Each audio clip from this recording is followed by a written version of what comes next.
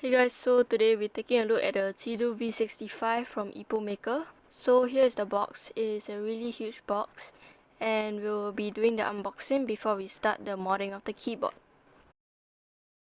So for context, the CIDOO V65 is from Maker, like I said, and it is a 65% layout keyboard that is fully built. So it comes with the keyboard with all the mods inside, stabilizers, keycaps, switches, everything you need in a keyboard. It is available in this kit.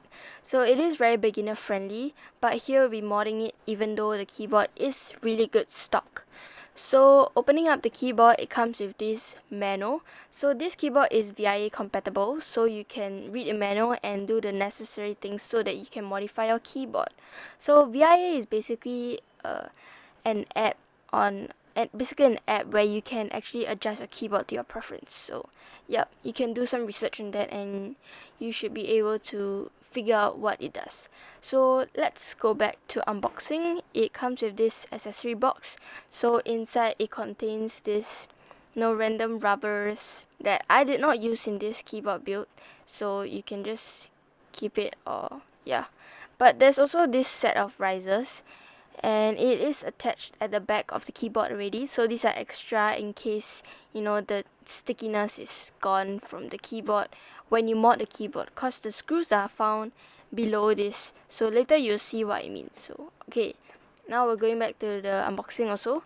So now this is the second box, where it contains the switch keycap puller, the 2-in-1, as well as the USB-C cable. So this USB-C cable comes in white and it is braided if I'm not wrong. So by the way, this Maker CIDOO V65 keyboard only comes in one color, which is white.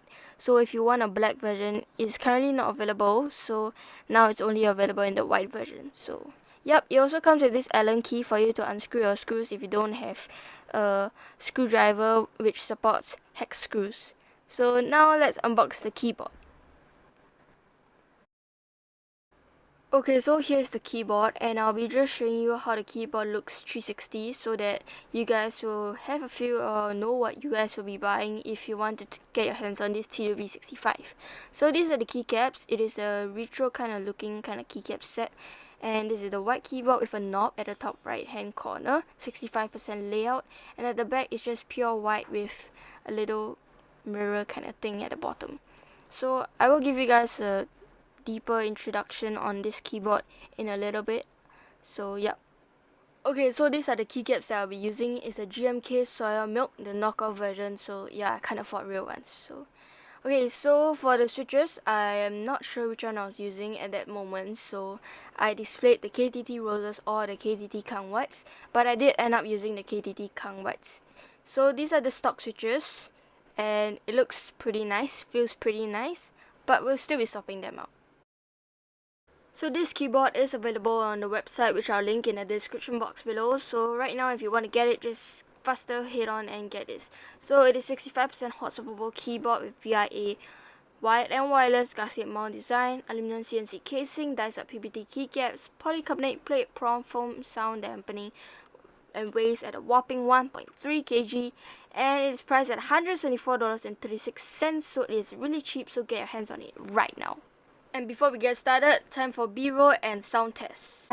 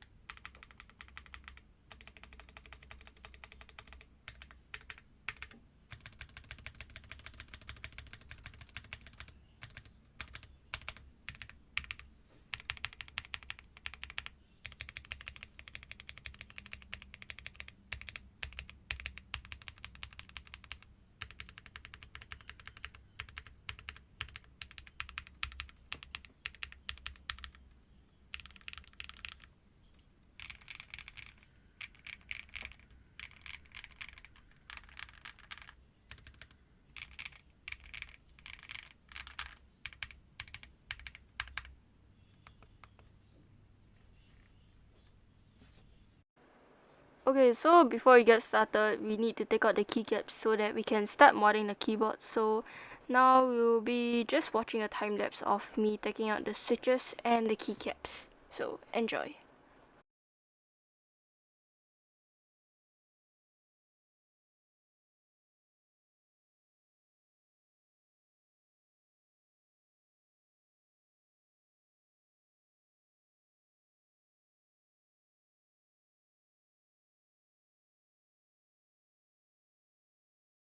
So we'll be first modding the stabilizers. So as you can see, it is pretty much pre-lubed. So some of the stabilizers are pretty good and some aren't.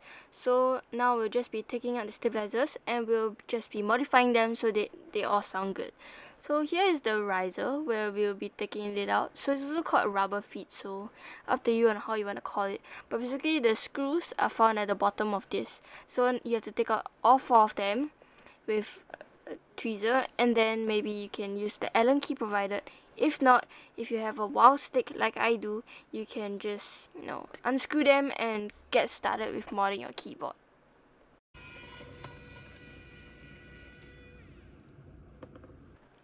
So after screwing open, you should be able to open up the case. So this is the part where I would say this is one of the worst parts of this keyboard. The top of the case cannot be removed fully, so it can only be like swing here, swing there, that kind of thing. And the knob is just, right there, and it cannot be removed, so the top case cannot come out. So it can only be just swung, whatever you want to call it, and that's how you just mod the keyboard.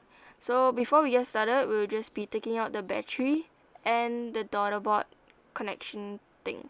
Basically, there are 2 wires because it is wireless and wired compatible. So the wired one is the second one and the wireless one is the battery, which is the first one. So let's get started. Okay, so here is me trying to show you the parts as much as I can because of the worst part that I told you just now. So here is the case foam, which is also pasted at the back of the PCB.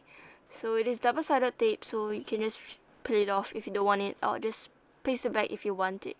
So I will be taking this apart, and inside, I'm trying my best, okay? Inside there is this plate foam, and I removed it for this build because I wanted a more clacky sound signature, and that's also why I'm using the KTT Kang White.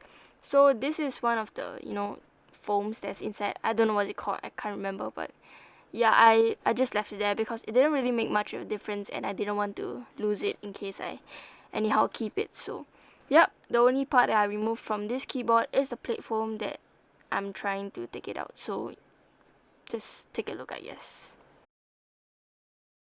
Okay, so here's the polycarbonate plate. It's pretty flexible as you can see, and below that is the plate foam that I will be removing from this build. So it is pretty thick, so it pretty much adds to a more thocky sound signature, I believe.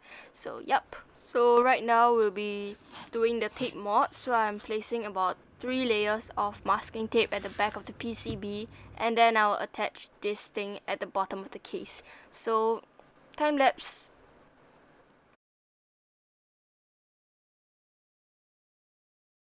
So I'll be lubing the stabilizers with Krytox 205G0 as you can see, and I also wholly modded the stabilizers, which I did not capture in this video because it was a last minute thing.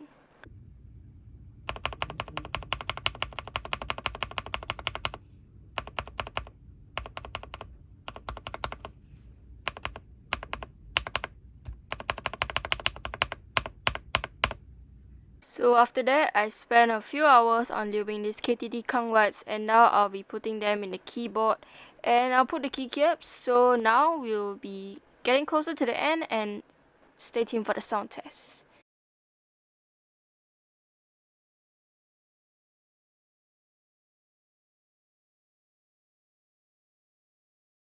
So do remember to screw back the screws on the keyboard to close the keyboard, as well as reattach the rubber feet at the bottom of the keyboard.